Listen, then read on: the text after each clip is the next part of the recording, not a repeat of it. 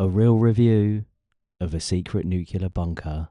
It's always comforting to know that these types of things are being built for the government, whilst if anything nuclear did ever kick off, they'll happily leave us up here on the surface to perish. But anyway, now that grim reality's sunk in, let's get into it. So this is the Kelvedon Hatch secret nuclear bunker that's not so secret anymore. So it's based in a small village in Essex called Kelvedon, which is about 20 miles north of London. So back in the 1950s, when we was on the brink of a Cold War with Russia, the government decided to knock this up. In a nutshell, they forced the farmer that owned this land to sell it to them, and then pretending they were building some sort of water system, when in fact they were building a new government headquarters, just in case we went into a nuclear war. As you arrive, it looks like a nice little quaint country cottage from the front, which is nestled a long way in from the road. So even if you did ever stumble across it back then, you'd never guess what lies beneath it. As you walk in, you pick up these old school phones, which is your tour guide as you walk round. And you start off by walking down this huge 120-metre tunnel that gets you down into the bunker. The idea for this place was to house up to 600 civil servants, including the Prime Minister, for up to 3 months in order to run the country. But meanwhile, up on the surface, we would have probably turned into zombies or worse, and also gone feral, stealing everything in sight. It is pretty eerie walking around thinking about what could have been. I mean, even down here the poor admin teams would have to work in an open planned office. I think I would have took my chances and worked from home still. Not even a nuclear war would want to make me miss out on that work from home lunchtime nap. As you work your way around, there's loads of little weird rooms, like this one that would have been the Prime Minister's bedroom, and a BBC radio station where they would have broadcast to the nation that we're all screwed. Interestingly, this place was decommissioned in 1992 as it was too expensive to run, and the land was sold back to the original farm, which they now run as this museum. So how does this place rate on the pounds to pleasure scale? For pounds, it's 14 quid to get in, which is pretty reasonable as this tour is a good hour and a half, and it is nice that that money's now going to the farmer and not the government. So for that, I'll give it a 9.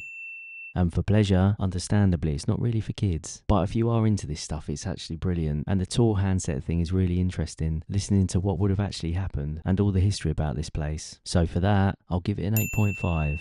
So that gets a decent overall real review rating of 8.75. I mean, it is really interesting, but you do also come away knowing that us general public would happily be served a shit sandwich by top brass if anything did ever kick off. I mean, the state of politics today, I couldn't think of anyone less worthy than that lot going down here. Or maybe we could just sack off the nuclear war, lob them all in here, and enjoy ourselves living it up on the surface. See you next time.